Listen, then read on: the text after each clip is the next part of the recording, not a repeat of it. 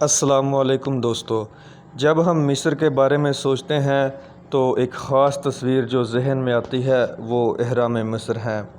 تاہم یہ اہرام شاندار اور دلکش ہونے کے باوجود مصر اپنی قدرتی نوادرات اور قدرتی عجائبات سے بھرا ایک قدیم ملک ہے۔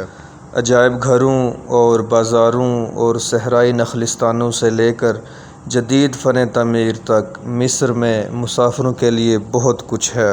مصری میوزیم 1902 میں قائم کیا گیا۔ یہ میوزیم مشرق وسطیٰ کا قدیم ترین آثار قدیمہ کا عجائب گھر ہے۔ اس میں 100 سے زیادہ کمرے ہیں اور 1,70,000 سے زیادہ نمونے ہیں۔ اس کی سرخ دیواروں کے اندر میوزیم میں مصری تاریخ کے 5,000 سال سے زیادہ پرانے نمونے موجود ہیں۔ تاریخ میں دلچسپی رکھنے والوں کو اس کا دورہ ضرور کرنا چاہیے۔ مصر میں ایک بازار ہے جس کا نام خان الخیلی مارکیٹ ہے۔ یہ مصر کی سب سے حیرت انگیز جگہوں میں سے ایک ہے۔ اس بازار میں 900 سے زیادہ دکانیں موجود ہیں۔ مقامی دستکاری کرنے والے دکاندار بھی مل جائیں گے۔ ابو سمبل 2 بڑے مندروں پر مشتمل ہے۔ مندر رامسیس ثانی اور نفرتاری کا مندر، جس میں فرعونوں کے مجسمے ہیں، 20 میٹر کی بلندی پر چٹان پر تراشے گئے ہیں۔ آگے بات کرتے ہیں دریائے نیل کی۔ براعظم افریقہ میں مصر کو سیراب کرنے والا تاریخی اہمیت کا حامل دریائے نیل دنیا کا سب سے بڑا دریا ہے۔ مصر کی عظیم تہذیب کا آغاز اسی دریا کے کنارے ہوا۔ دنیا کو مصر کا تحفہ دینے والا یہ دریا اس وقت 11 ممالک اور 40 کروڑ افراد کی مختلف آبی ضروریات کو پورا کر رہا ہے۔ 6,670 کلومیٹر کے فاصلے پر محیط یہ دریا افریقہ کی سب سے بڑی جھیل وکٹوریہ جھیل سے نکلتا ہے۔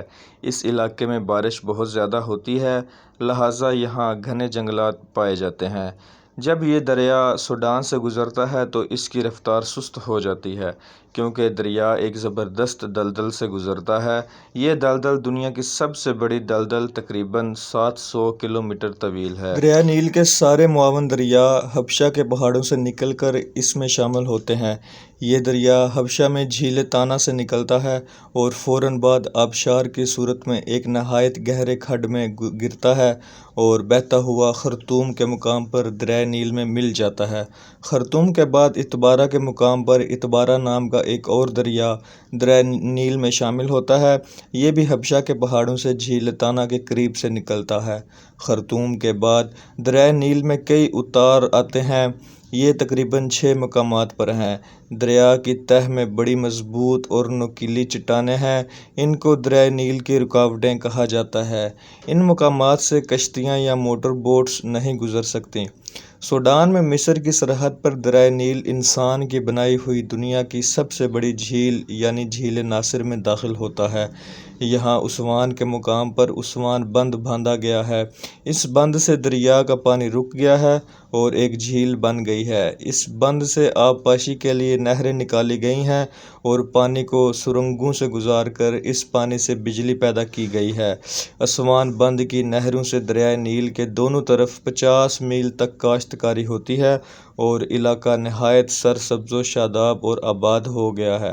اسی وجہ سے مصر کو دریائے نیل کا تحفہ کہا جاتا ہے، جیسے ہمارے ملک میں صوبہ سندھ کو دریائے سندھ کا تحفہ کہا جاتا ہے۔ تو دوستو، دریائے نیل کے بارے میں کچھ معلومات آپ کو فراہم کی گئی ہیں۔ ویڈیو کو لائک کریں، چینل کو سبسکرائب کریں اور اپنی قیمتی رائے سے آگاہ کریں۔ شکریہ۔